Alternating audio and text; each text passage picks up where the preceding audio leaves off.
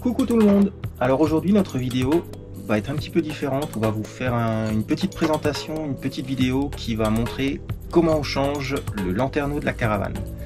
Alors notre lanterneau, c'est le lanterneau d'origine. Il est devenu un petit peu difficile à ouvrir, il coince assez souvent, il est plus top. Bon, il a 15 ans maintenant. Du coup on a décidé de changer, on va mettre un lanterneau beaucoup plus grand. Donc celui-ci fait 60 par 60, on va mettre un 60 par 90. Avec une manivelle, ce qui va être beaucoup plus simple à ouvrir. Alors j'espère que ça va tenir dans le temps aussi au niveau de la mécanique. On verra ça. Première étape, il va falloir enlever la déco intérieure.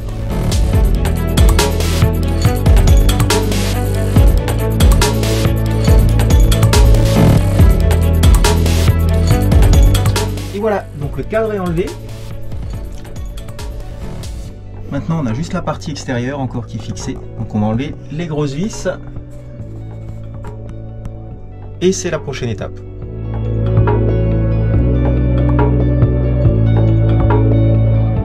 Et voilà, le lanterneau d'origine est ôté. Il ne reste plus qu'à agrandir le trou.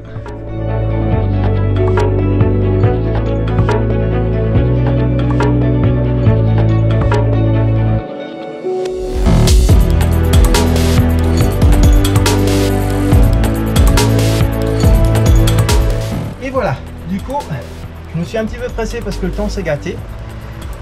Alors une fois que c'est découpé et que le pourtour du toit est propre, on pose le joint sur tout le pourtour et puis on insère le lanterneau. Alors pour être sûr qu'il n'y ait pas de souci, j'ai quand même posé le lanterneau sans avoir mis le joint au départ pour être sûr que ça passe, qu'il n'y ait pas de souci de dimension, mais tout est ok. Donc j'ai mis le joint tout autour, j'ai posé le lanterneau, maintenant je vais mettre les griffes pour le fixer solidement. Et voilà, après quelques heures de travaux, il est monté. Et grâce à la manivelle, on peut régler l'inclinaison.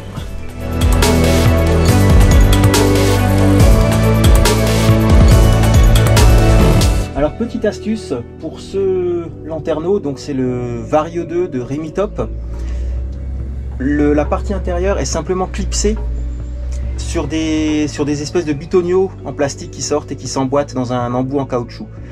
Comme c'est pas évident à clipser, utilisez juste un petit peu de produit vaisselle que vous mettez sur les petits bitonios qui dépassent et ça passera tout seul.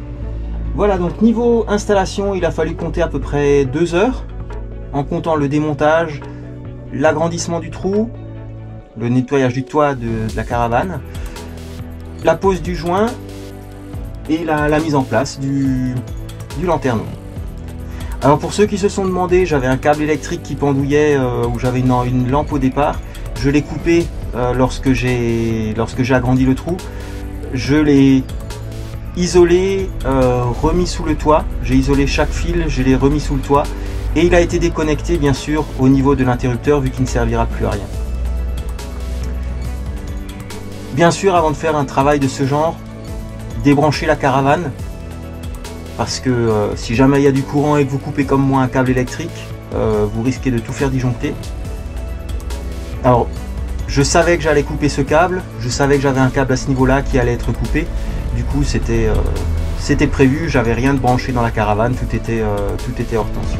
Mais faites bien attention si jamais vous faites les mêmes travaux.